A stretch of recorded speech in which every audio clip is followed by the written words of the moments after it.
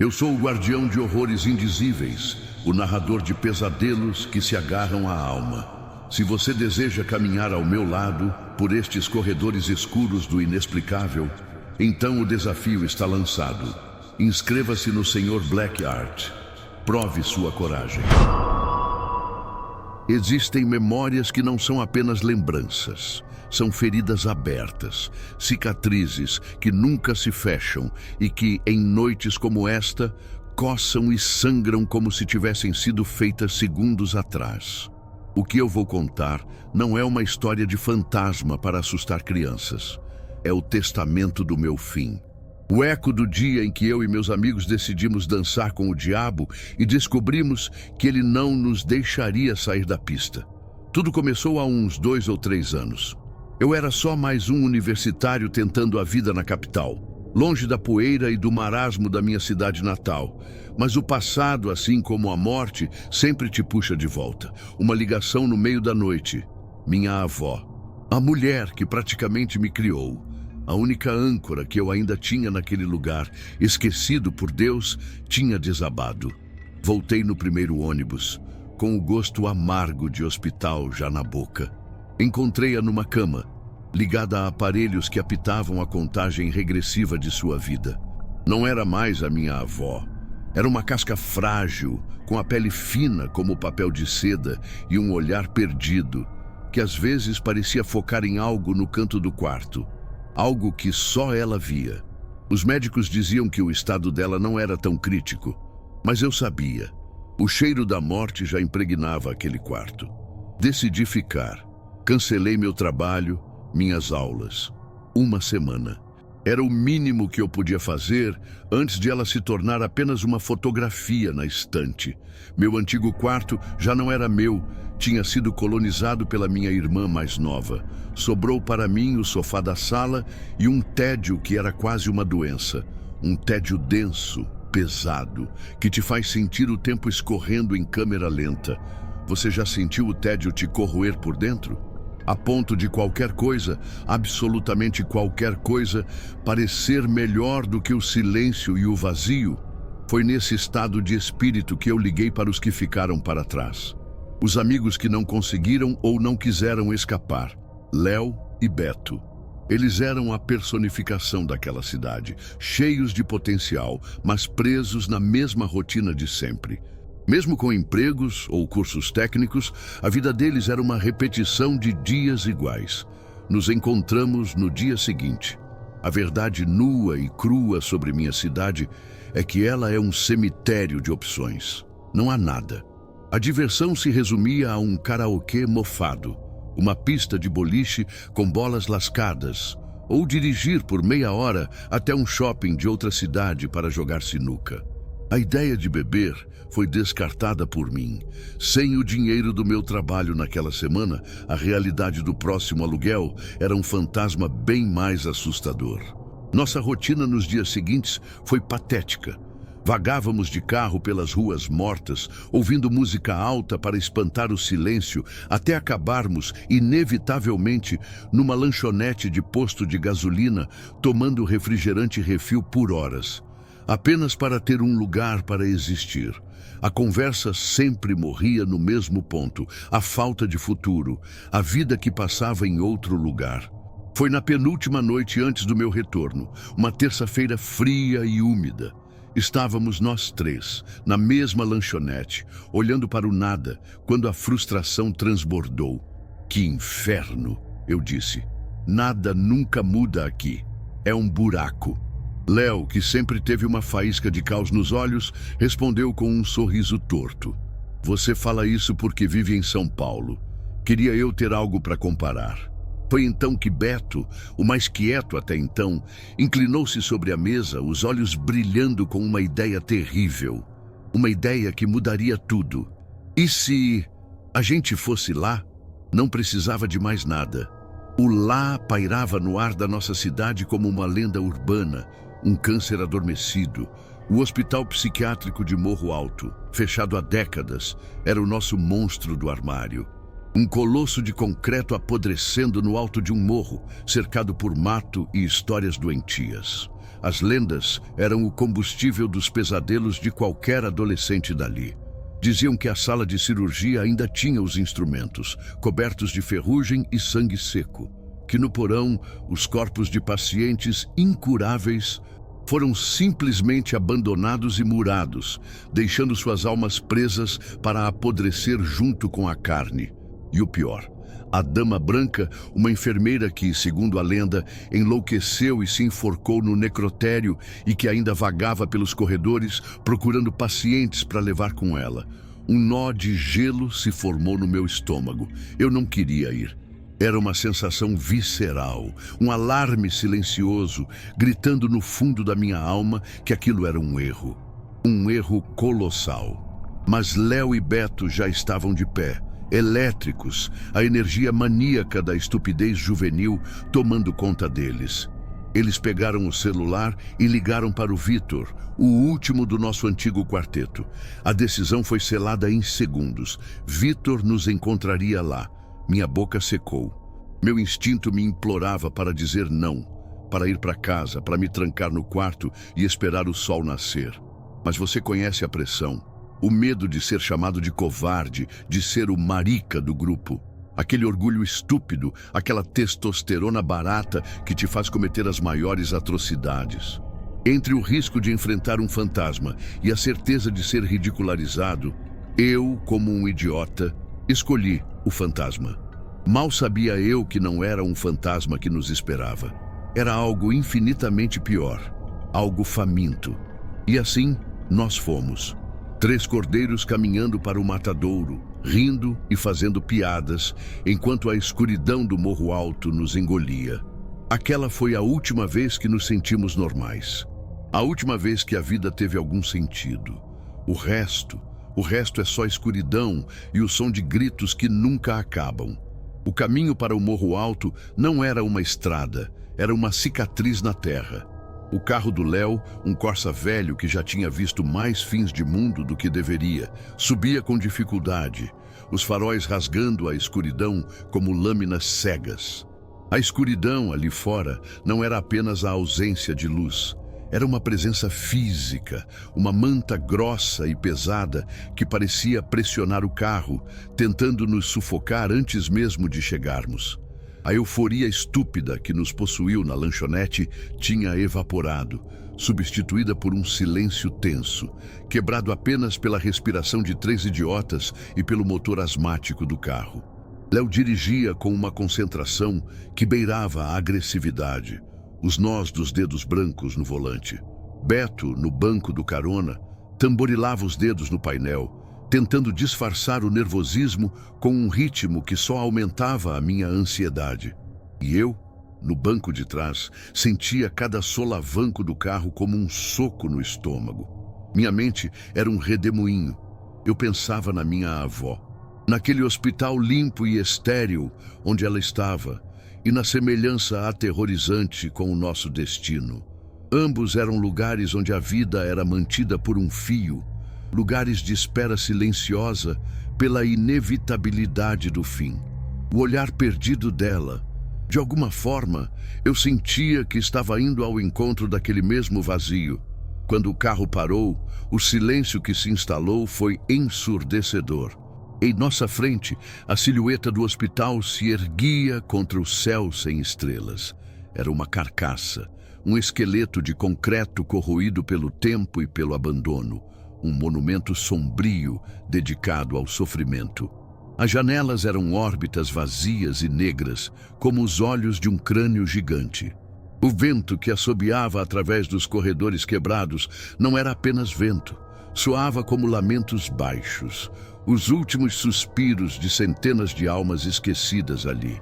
Chegamos, Léo disse, a voz soando anormalmente alta naquele silêncio sepulcral.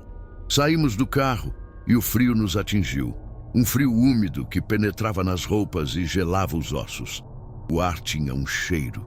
Cheiro de mato molhado, de terra e de algo mais, algo industrial e podre, desinfetante antigo misturado com decadência. As paredes externas estavam cobertas de pichações, mas não eram assinaturas de gangues. Eram símbolos estranhos, frases desconexas. Não entrem, ela ainda está aqui. O porão vê tudo. Avisos, súplicas de quem esteve aqui antes e não saiu inteiro. A porta principal estava trancada com uma corrente tão grossa quanto o meu braço. Mas Beto conhecia uma entrada.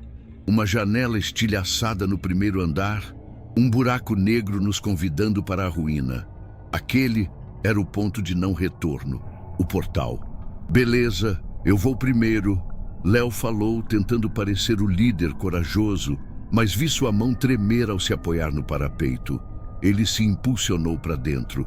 Um segundo depois, a luz de sua lanterna cortou o breu. Limpo, podem vir. Beto foi o segundo. Sem cerimônia, ele pulou. Agora era só eu. Hesitei. Cada fibra do meu ser gritava para eu correr. E aí, porra? Vai amarelar agora? A voz de Léo ecoou de dentro. Engoli em seco. O gosto era de terra e medo. E pulei. O som do meu pé esmagando os cacos de vidro foi chocante. O ar lá dentro era denso, viciado, e o cheiro me atingiu em cheio. Instantaneamente, a imagem da minha avó voltou. O cheiro do quarto dela, a asepsia lutando contra a deterioração. Ali dentro era a mesma luta. A memória da medicina contra o triunfo inevitável da ruína. Senti um gosto amargo na garganta, a bile subindo. Eu não estava apenas num hospital abandonado. Eu estava dentro da morte. A luz das nossas lanternas revelou a antiga recepção. Um balcão de madeira empenado, papéis espalhados pelo chão como folhas mortas. À nossa direita, um corredor escuro que devia levar aos consultórios. E à esquerda, outra escuridão, de onde subia um frio ainda mais intenso. A boca da escadaria que descia para o porão. O lugar estava ali, desde o começo, esperando. Caralho! Isso é muito foda, Léo sussurrou, já avançando com Beto pelo corredor dos consultórios, movidos pela adrenalina. Mas eu fiquei para trás. Algo me prendia no lugar. Uma sensação de que estávamos sendo observados. Cada passo era uma profanação. Eu não conseguia tirar da cabeça que não estávamos sozinhos.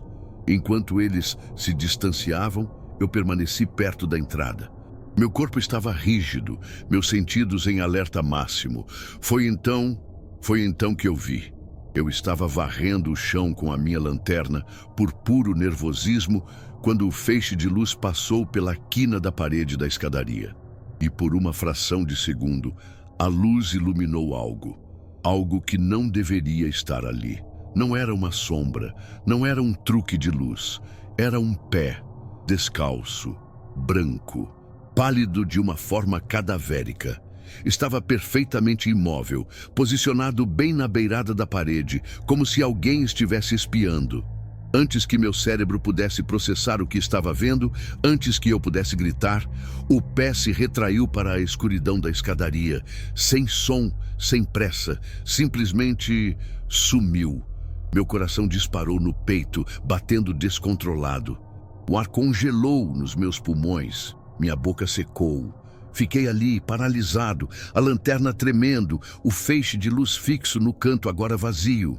Eu queria gritar, mas nenhum som saía.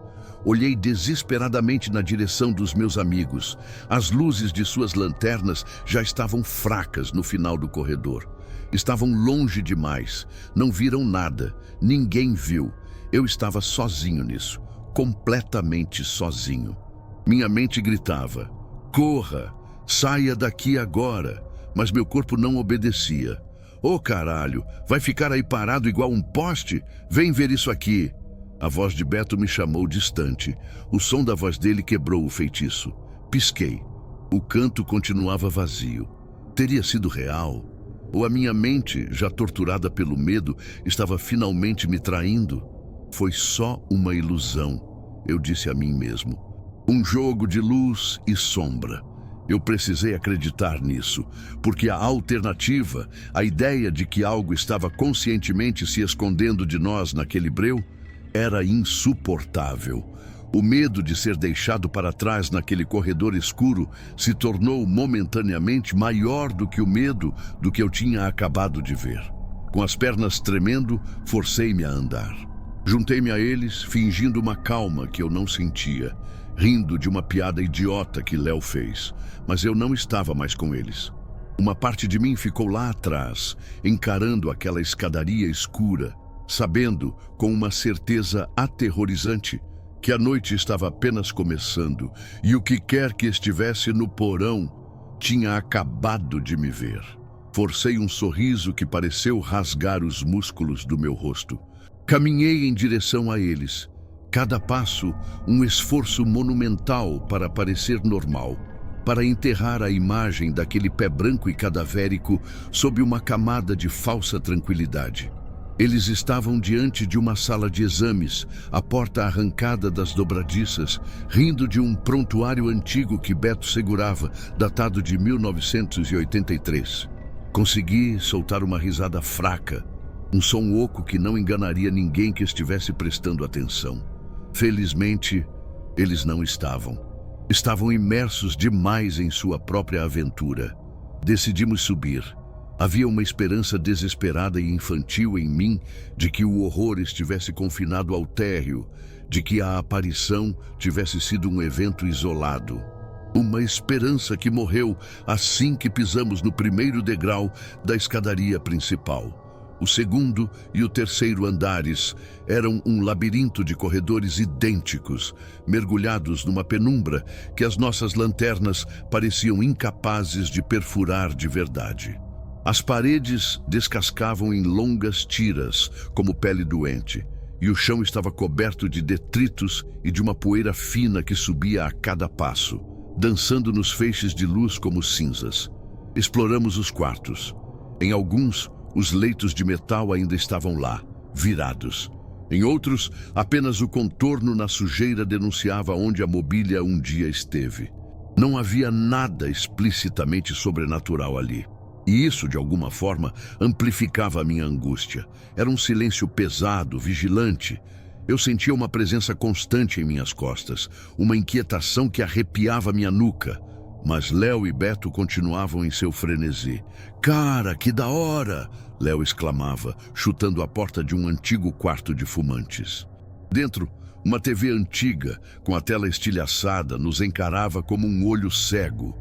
Para eles, era um playground. Para mim, era um mausoléu, e a minha apreensão crescia a cada corredor silencioso. Quando finalmente voltamos ao primeiro andar, a inevitabilidade caiu sobre mim como uma laje de concreto. Léo e Beto, com os olhos brilhando de uma excitação febril, caminharam direto para a boca escura da escadaria do porão, para o lugar onde eu vi o pé. "Não", a palavra saiu da minha boca, fraca. "Ai, não. Por favor, vamos embora." Eles se viraram, a diversão em seus rostos sendo substituída por irritação. "Qual é, cara?" Léo disse. "A gente veio aqui para isso. É no porão que as paradas de verdade acontecem." Eu insisti, a voz ganhando um tom de desespero. "Eu tô falando sério. Eu vi uma coisa lá embaixo. Não é brincadeira, gente." Foi quando Beto soltou a frase que me quebrou. "Puta que pariu, que cagão. A gente sabia que você ia amarelar." A humilhação queimou meu rosto. Meu instinto de sobrevivência travou uma guerra perdida contra meu orgulho ferido. E o orgulho, como sempre, venceu. Com um aceno derrotado, eu concordei. Meu silêncio foi a minha sentença. A descida foi uma jornada para as entranhas do inferno. A escada de concreto em espiral parecia não ter fim, e a cada passo para baixo, a temperatura caía drasticamente. O ar se tornou denso, gelado e fétido. A escuridão era absoluta. Chegamos ao subsolo e a cena era bizarramente errada. Diferente do caos dos andares de cima, o porão era organizado. Um longo corredor se estendia à nossa frente. Bancos de espera estavam perfeitamente alinhados. Equipamentos, como uma cadeira de rodas impecável, estavam encostados na parede, como se esperassem pelo próximo paciente. Aquela ordem em meio à ruína era profundamente antinatural. Implicava uma presença, algo que ainda estava ativo. Caralho! Caralho, que bizarro! Beto sussurrou e pela primeira vez senti um traço de pavor em sua voz. No final do corredor, a luz bateu numa placa de metal. Sala de cirurgia. Foi então que eu ouvi um som baixo, mas distinto. Um arrastar. Leve, quase imperceptível, como unhas longas sendo arrastadas suavemente pelo concreto em algum canto escuro à nossa frente. Gelei. Olhei para os lados, mas o som cessou. Léo e Beto não pareceram notar, já caminhando na frente em direção à sala. Naquele momento, comecei a me sentir fisicamente doente. Uma tontura forte, o mundo se tornando abafado e instável. Era um mal-estar psíquico, como se a própria atmosfera estivesse me envenenando. Foi então que aconteceu. Num instante, Beto soltou um grito agudo e seu corpo desapareceu do meu campo de visão, caindo no chão com um baque surdo e molhado. Léo parou e se virou, e então começou a gargalhar. Uma risada alta, debochada. Ah, seu bosta! Se fudeu! Que tombo ridículo! Ele apontava a lanterna para o corpo de Beto, que estava contorcido no chão. Mas a risada morreu em sua garganta, substituída por um silêncio chocado. Beto não se levantava. Em vez de rir, ele emitia um som baixo, gutural, um gemido de agonia pura que não tinha nada de engraçado. Ei, Beto, tá tudo bem? Léo perguntou, a preocupação finalmente rompendo sua estupidez. Nos aproximamos e agachamos ao lado dele. Ele estava com os olhos fechados com força, os dentes cerrados, as duas mãos agarrando sua canela direita. Deixa eu ver, tira a mão, disse Léo, tentando afastar as mãos de Beto. Ele resistiu, gritando de dor, mas Léo conseguiu. E nós vimos. Por um segundo vi no olhar de Léo que ele também sabia, que nada daquilo fazia sentido. Vi o rosto dele, antes arrogante, desmoronar. A cor sumiu de suas bochechas, e a bravata foi substituída por um terror puro e infantil. Ele entendeu. Naquele instante, ele soube que estávamos completamente fodidos. Mesmo na luz fraca e dançante de nossas lanternas, era impossível não ver. O horror era tão explícito que queimava os olhos. A perna de Beto não estava só machucada. A pele e o músculo da canela tinham sido completamente arrancados. Simplesmente não estavam mais lá. Em seu lugar, numa cavidade funda e sangrenta, víamos o osso da tíbia, branco, brilhando obscenamente. O sangue jorrava da ferida. Não escorria, jorrava com uma pulsação própria, quente e espesso, como se a própria ferida tivesse um coração faminto, encharcando o chão empoeirado numa velocidade assustadora. Não foi um tombo. Nenhum tombo no mundo faria aquilo. Nós olhamos um para o outro, o entendimento doentio e impossível florescendo em nossos olhos. Estávamos presos no inferno. E algo que se arrastava nas sombras tinha acabado de dar a primeira mordida. O tempo se estilhaçou. Aquele segundo em que encaramos a perna mutilada de Beto se esticou por uma eternidade de puro horror. O silêncio que se seguiu à risada morta de Léo foi preenchido por um som novo. O som úmido e contínuo do sangue de nosso amigo encharcando o chão de concreto. Foi Léo quem se moveu primeiro. Seu corpo, que antes parecia paralisado pelo terror, foi sacudido por um espasmo de pânico. Puta merda, Beto! Puta merda! A gente tem que sair daqui! Agora! Sua voz era um guincho agudo, irreconhecível. A bravata tinha se desintegrado, revelando por baixo um medo infantil e desesperado. Eu, por outro lado, continuava congelado, meu cérebro se recusando a aceitar a carnificina à minha frente. A gente tem que estancar isso, consegui gaguejar, as palavras se arrastando para fora da minha garganta seca. Mas como? Com o quê? Com nossas camisas sujas? Era inútil. A quantidade de sangue era surreal. Não era um ferimento, era uma amputação grotesca e inacabada. Sabíamos que não tínhamos tempo. Me ajuda, porra! Léo gritou, já tentando levantar Beto pelos ombros. Eu saí do meu transe e agarrei o outro braço de Beto, que agora só emitia um choro baixo e agonizante. Começamos a arrastá-lo, um peso morto e ensanguentado, de volta pelo corredor escuro. Foi nesse momento, no meio do nosso movimento desesperado, que uma das lanternas que eu segurava caiu da minha mão trêmula, rolando pelo chão. O feixe de luz girou descontroladamente e parou, apontando para a porta dupla da sala de cirurgia. A porta, que eu tinha certeza que estava fechada, agora estava entreaberta. Uma fresta de escuridão ainda mais profunda. E daquela fresta, algo emergiu. Não era uma pessoa. O que quer que fosse, tinha uma silhueta vagamente humana, mas era disforme, grotescamente largo. Era uma massa de carne pálida e trêmula que se balançava com um movimento nauseante. Não parecia ter ossos, apenas uma consistência macia e doentia, como aqueles obesos mórbidos de programas de TV, incapazes de se sustentar. Mas aquilo se movia. E enquanto se movia em nossa direção, ouvi de novo aquele som, o mesmo som de arrastar que eu ouvira antes, um ruído de unhas ou garras raspando o chão, confirmando a origem do meu pavor. A luz fraca da lanterna caída pegou em seu rosto, ou no que deveria ser um rosto.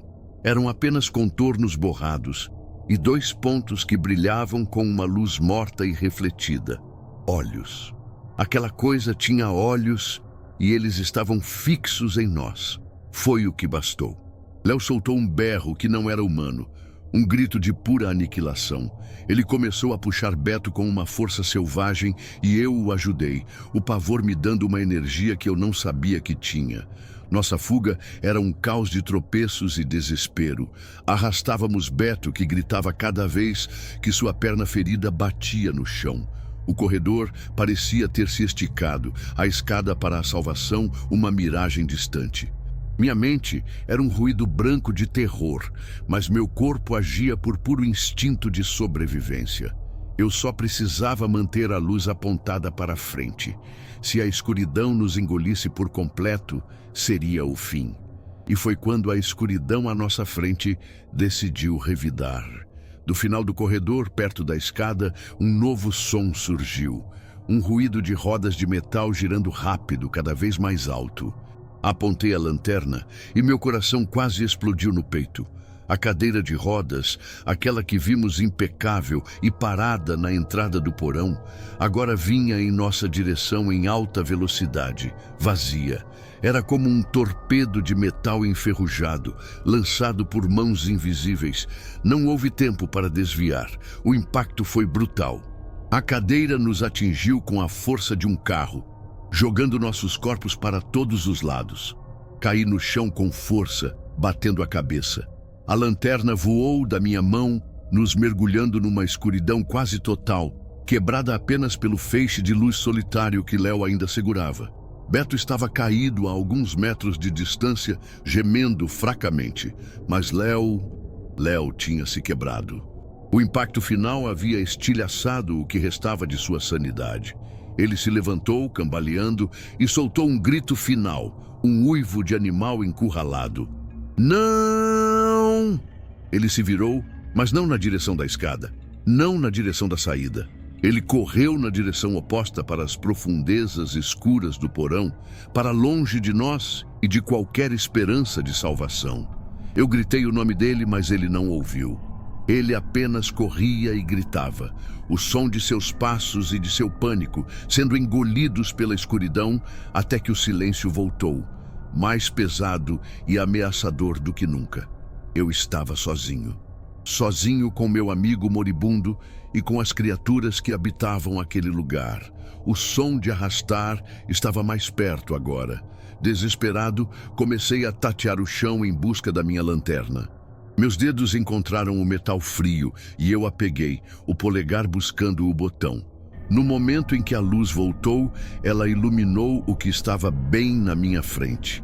E eu desejei ter permanecido na escuridão para sempre. Abaixo de mim, entre as minhas pernas, um rosto olhava para cima. O rosto de uma criança, pequeno, pálido, com cabelos escuros e lisos colados na testa. Mas não havia expressão, nenhuma. Seus olhos eram 2 poços vazios, seu rosto uma máscara de cera desprovida de qualquer sentimento. Não havia raiva, não havia malícia, apenas um vácuo absoluto, uma ausência de vida que era a coisa mais aterrorizante que eu já tinha visto. Olhei para o corpo de Beto, depois para o rosto da criança, depois para a escuridão onde Léo desapareceu. E então eu fiz minha escolha. Uma parte de mim gritou: "Me desculpe", para meus amigos, uma desculpa silenciosa que nunca seria ouvida. Mas a outra parte, a parte animal, a parte que só queria viver, tomou o controle. Eu me levantei e corri. Corri como nunca tinha corrido na vida, deixando para trás Léo para a escuridão e Beto para a criança sem rosto. Corri em direção à escada, sem olhar para trás, a única coisa em minha mente sendo o som do meu próprio coração martelando e a certeza de que eu tinha acabado de vender minha alma para escapar do inferno. Correr era a única coisa que meu corpo sabia fazer. Subi as escadas do porão de 4, tropeçando, rasgando as mãos no concreto áspero, o som do meu próprio pânico abafando qualquer outro ruído. Não ousei olhar para trás. O rosto daquela criança, um vácuo de emoção, estava queimado na minha retina. Cheguei ao primeiro andar, o ar um pouco menos denso, a luz pálida da lua que entrava pelas janelas quebradas, parecendo o brilho de um paraíso distante.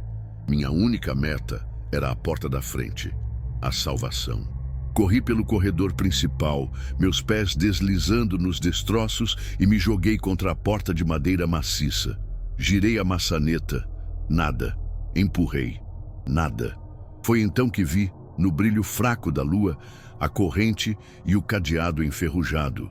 Estávamos trancados desde o início. O desespero me inundou, uma onda gelada que ameaçou me afogar ali mesmo. Comecei a bater na porta, a gritar, a chutar, um animal enjaulado. Eu não podia voltar. Voltar para o porão era impensável. Eu preferia morrer ali, batendo naquela porta, a ter que encarar novamente aqueles olhos vazios. Foi quando um som cortou a noite. Um ruído mecânico, um du-du-du-du-du que crescia em volume. E então, uma luz. Uma luz ofuscante, branca e pura, que me cegou completamente. Instintivamente cobri o rosto. A luz se apagou e na penumbra eu vi a silhueta de uma moto e de uma pessoa. Vitor. Ele tinha chegado. Meu amigo, o retardatário, o único que não tinha entrado naquele inferno. Ele me olhava através do vidro grosso da porta, o rosto uma mistura de confusão e irritação. Seus lábios se moviam, mas eu não ouvia, o som abafado pelo vidro e pelo meu próprio terror. "Me tira daqui!" eu gritava, a voz rouca, as lágrimas escorrendo pelo meu rosto sujo. Ele gesticulou, apontando para o lado, e começou a andar. Em meu pânico, eu o segui, movendo-me rente ao vidro como um prisioneiro. Foi então que ele parou e apontou para baixo. A janela, a mesma janela quebrada pela qual havíamos entrado. Eu nem tinha percebido. Sem pensar 2 vezes, me joguei contra o buraco. "Cuidado aí, porra, vai se cortar todo." A voz dele soou distante, mas eu não me importei.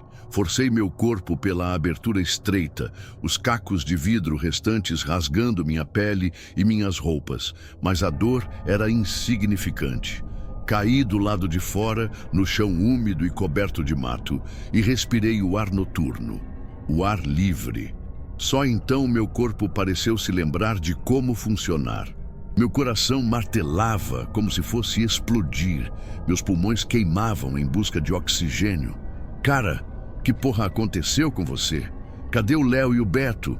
Vitor perguntou, o rosto agora tomado por uma preocupação genuína. Mas eu não conseguia formar palavras. A única coisa que saiu da minha boca foi um grito: "Vamos embora daqui, agora!" Ele me colocou na garupa de sua moto e acelerou, deixando para trás a silhueta doentia do hospital psiquiátrico de Morro Alto. A cada solavanco, eu olhava para trás, a paranoia me consumindo, esperando ver a figura disforme ou a criança pálida nos seguindo. Paramos na primeira loja de conveniência que encontramos, um oásis de luz fluorescente em meio à escuridão da estrada. Desci da moto tremendo e ali, sob a luz fria e estéril, tentei contar o que tinha acontecido. As palavras saíam desconexas, uma torrente de horror fragmentado. O porão, a perna do Beto, o osso, uma coisa disforme, a cadeira de rodas, o Léo correu, o rosto da criança. Vitor me olhava como se eu fosse um louco. Ele pegou seu celular. Vou ligar para eles.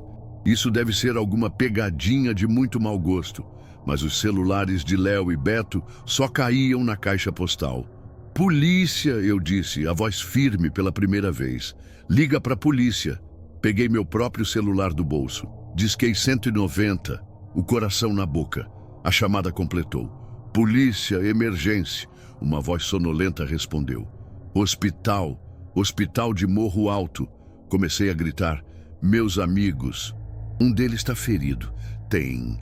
A linha foi tomada por um chiado ensurdecedor, um ruído de estática que parecia mastigar minhas palavras. E por baixo do chiado eu ouvi. Um som distante, mas inconfundível. Não! Era o grito de Léo. O mesmo uivo de pânico absoluto que ouvi quando ele foi engolido pela escuridão. A ligação caiu. Seu celular!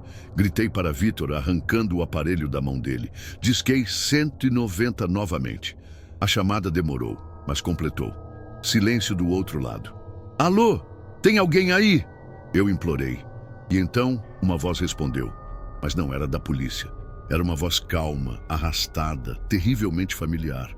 Alô? Era a voz de Beto. Beto? Beto, pelo amor de Deus, onde você tá? Vitor gritou ao meu lado, tomando o celular. Houve uma pausa do outro lado. Tô aqui, no hospital. O doutor cuidou da minha perna. Ele disse que a cirurgia foi um sucesso. Vocês não vêm? O Léo já tá aqui. O doutor quer ver vocês também.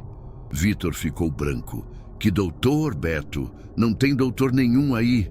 A voz do outro lado soltou uma risada baixa e úmida. Mas tem sim. Ele tá sempre aqui. Agora ele tá ocupado, mas ele quer ver vocês. Venham logo. A chamada foi encerrada. Foi a última coisa de que me lembro antes de o chão da loja de conveniência vir ao meu encontro e tudo ficar preto. Acordei em outro hospital. Um de verdade, com enfermeiras e o cheiro de antisséptico.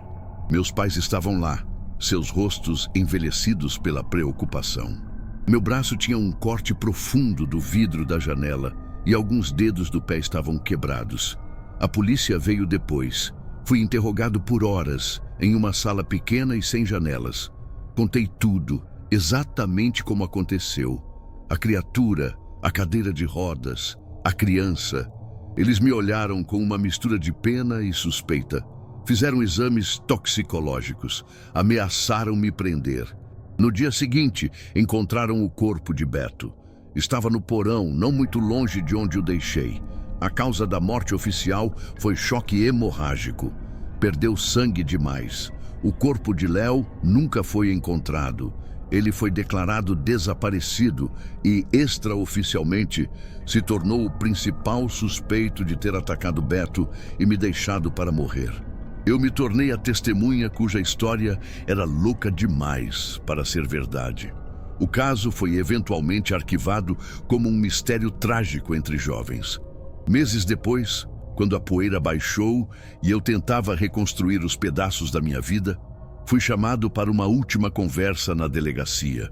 O detetive que cuidou do caso, um homem velho e cansado, me devolveu a carteira, que encontraram perto do corpo de Beto.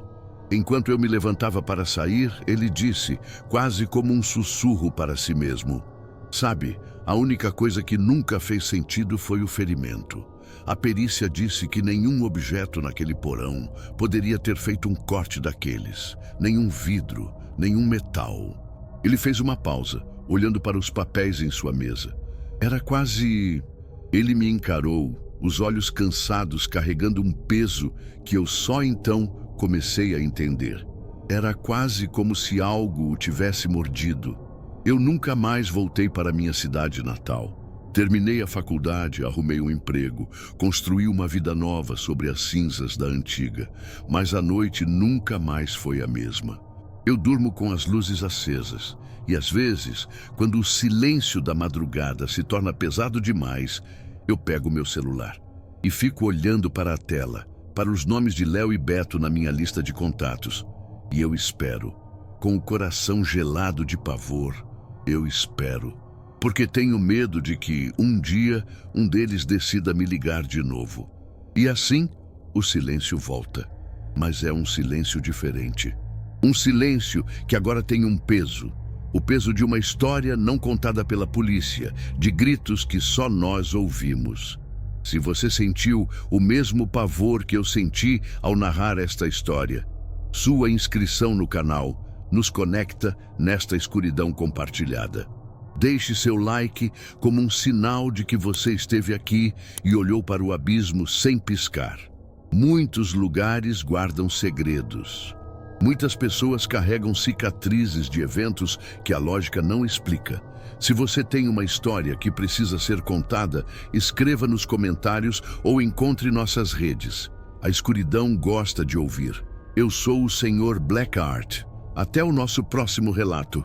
Vigiem a escuridão, porque às vezes ela também vigia de volta.